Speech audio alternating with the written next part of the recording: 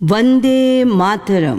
कोई भी महत्वपूर्ण दिन जिसे इतिहास में अमर बनाए रखना होता है उसे हम लोग पर्व के रूप में मनाते हैं, जिससे उस दिन हुई घटना की पुनर्स्मृति होती रहे और हम ये आत्मसमीक्षा भी करते रहें कि हम कहाँ थे, हम कहाँ पहुँच गए हैं और हमें जाना कहाँ है। 26 जनवरी को स्वतंत्र भारत देश का संविधान लागू हुआ और तब से हमारा देश एक विकसित देश, एक सुसमृद्ध देश की परिकल्पना को साकार बनाने का प्रयास कर रहा है।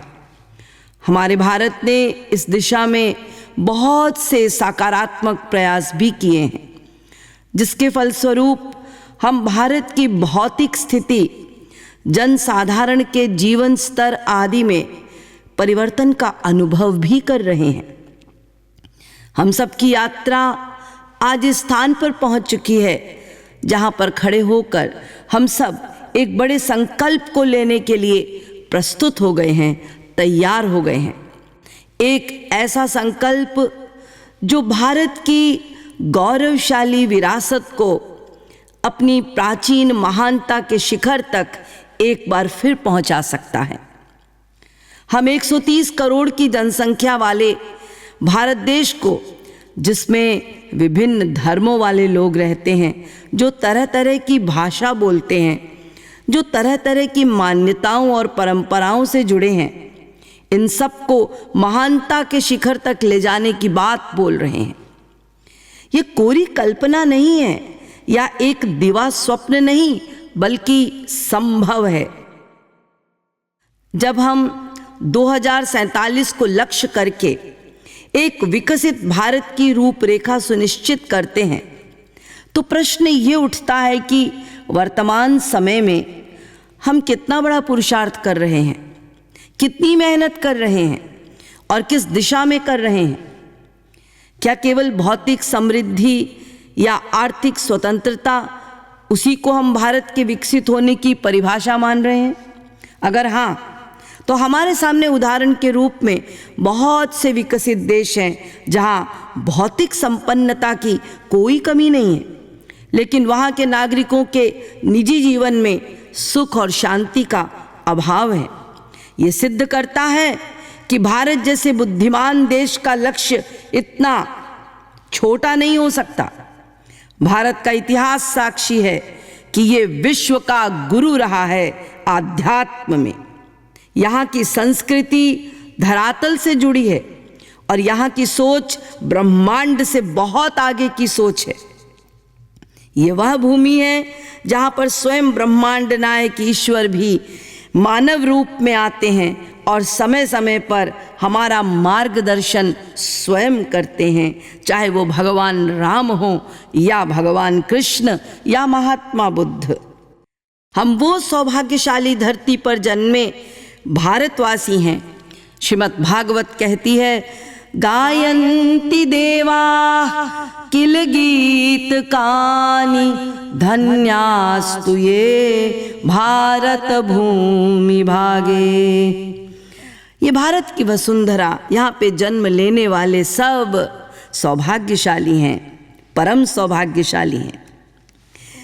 यहाँ के पूर्वज ऐसे महान तपस्वी हुए हैं कि उन्होंने अपने पुरुषार्थ से दिव्य लोक में रहने वाली गंगा को धरती पर सरिता के रूप में प्रवाहित कर दिया। अगर आप सब बच्चों में, युवाओं में उस गौरवशाली इतिहास का पुनर्स्मरण हो जाए, अगर आप भारत के ऋषि मनीषियों के जीवन चरित्र को पढ़ें, तो आपको ये अनुमान हो जाएगा कि पुरुषार्थ से उन्होंने अपने आप को आंतरिक स्तर पर कितना ऊपर उठा लिया था। उन्होंने अपने आप को इतना महान बनाया था कि वे संपूर्ण विश्व का भी सही सही मार्गदर्शन कर सकते थे। हम अगर सफलता के उसी शिखर पर दोबारा जाना चाहते हैं, तो हमें भारत की अंतरात्मा को पहचानना होगा।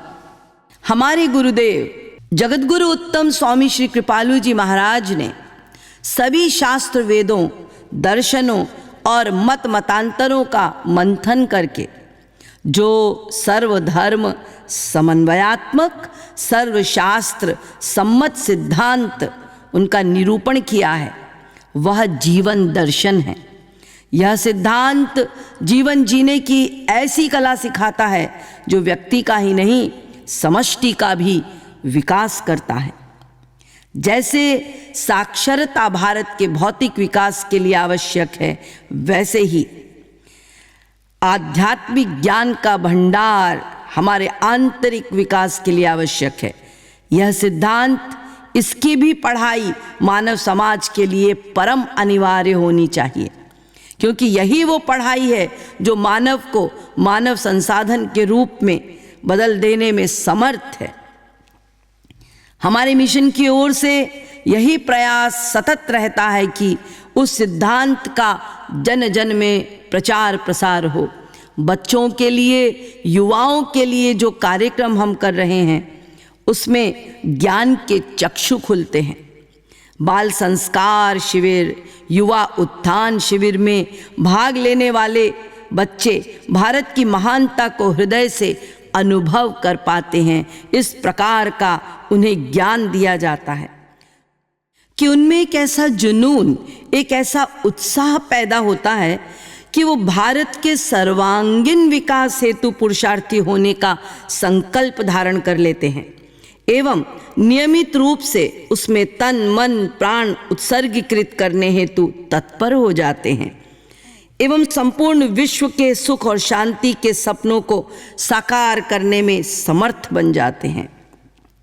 हम अपने कार्यक्रमों को और भी सुदृढ़ बनाना चाहते हैं और बना रहे हैं, क्योंकि जो लाभ इस मिशन से जुड़े परिवारों के बच्चे पा रहे हैं, अगर गांव-गांव, शहर-शहर के बच्चों को ये लाभ मिलेगा तो हम निश्चित रूप से एक विकसित एवं सुसंस्कृत भारत का स्वप्न साकार कर पाएंगे। इसी शुभ इच्छा के साथ सभी को गणतंत्र दिवस की बहुत बहुत बधाई।